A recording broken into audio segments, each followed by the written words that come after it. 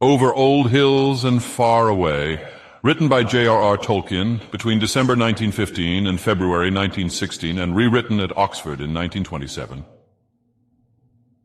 It was early and still in the night of June, and few were the stars, and far was the moon, the drowsy trees drooping and silently creeping.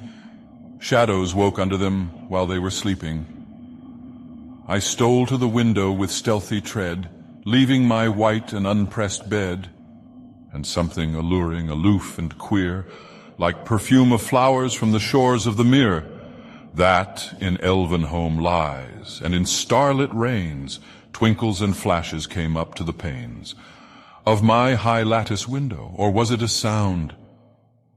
I listened and marveled with eyes on the ground, for there came from afar a filtered note, enchanting sweet, now clear, now remote, as clear as a star in a pool by the reeds, and as faint as the glimmer of dew on the weeds. Then I left the window and followed the call, down the creaking stairs and across the hall, out through a door that swung tall and gray, and over the lawn and away, away.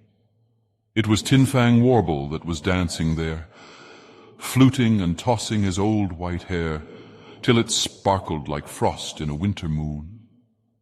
And the stars were about him and blinked to his tune, shimmering blue like sparks in a haze. As always they shimmer and shake when he plays.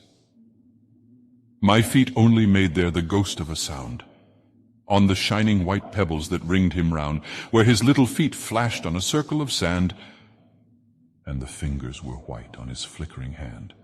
In the wink of a star he had leapt in the air, with his fluttering cap and his glistening hair, and had cast his long flute right over his back, where it hung by a ribbon of silver and black. His slim little body went fine as a shade, and he slipped through the reeds like mist in the glade, and laughed like thin silver and piped a thin note, as he flapped in the shadows his shadowy coat. Oh, the toes of his slippers were twisted and curled, but he danced like a wind out into the world. He is gone, and the valley is empty and bare, where lonely I stand and lonely I stare.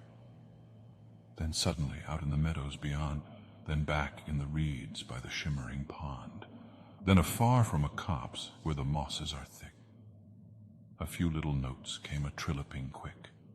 I leapt o'er the stream and I sped from the glade, for Tinfang Warble it was that played. I must follow the hoot of his twilight flute, over reed, over rush, under branch, over root, and over dim fields and through rustling grasses that murmur and nod as the old elf passes, over old hills and far away, where the harps of the elven folk softly play.